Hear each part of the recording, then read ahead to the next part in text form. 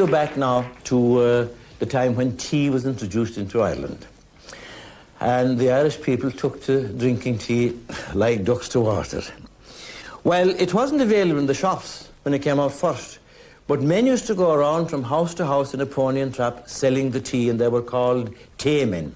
Now, it so happened that a tayman put up with a husband and wife in a single-roomed house in which there was only one bed.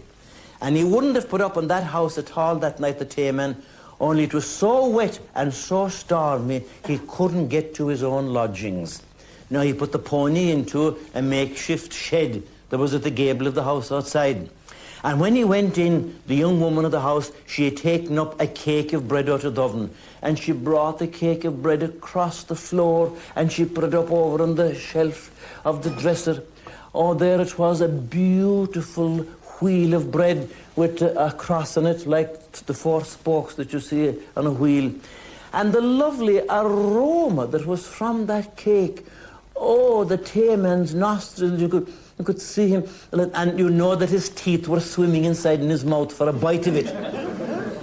And she, seeing the hungry look on his face, she was going to break a piece off the cake and give it to him, and the husband said, "No," he said, "you'll only ruin that cake now if you break it while 'tis hot. So can't he wait until morning like the rest of it?" Well, that was that. There's no good in going arguing with a cranky husband. They knelt down and they said their prayers, and they all got into bed, the one bed. The wife got in near the wall, the husband got in next to her, and then the tayman got in and outside. God knows, and that was a narrow enough bed too, and when one of them had turned, they'd all have to turn. In the course of the night, you know, when the husband had to go out, he suffered from a little frequency. Yeah, that runs in families. And when he'd go out in the yard, he'd bring the wife out with him because he was jealous to let the wife in the bed with the tayman. And she kicked up against going out into the cold and stormy night, moreover, as she said herself, when she didn't have occasion to go out. And finally she kicked up altogether and wouldn't go out anymore. And then what the husband did, he'd lift up the heavy cradle with the child inside in it and put the cradle down on the bed between the wife and the tayman. And then he'd go off out in the yard, and when he'd come back in again after shedding the tear for Parnell,